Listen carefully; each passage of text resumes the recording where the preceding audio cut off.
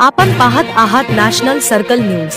संकल्प शेतकरी संघटनेचे अध्यक्ष व बडनेरा विधानसभा मतदारसंघाचे अपक्ष लोकप्रिय उमेदवार नितीन कदम यांच्या प्रचारार्थ Dasturnagar, Jewadnagar, Gopalnagar, Mayanagar, Pavannagar, Bharatmata Chowk, Kumbharwada, Maratha colony, Meherbaba colony, forest colony, Jayant colony व इतर ठिकाणी झालेल्या प्रचार रॅलीला जनसामान्यांचा मोठ्या प्रमाणात प्रतिसाद मिळाला।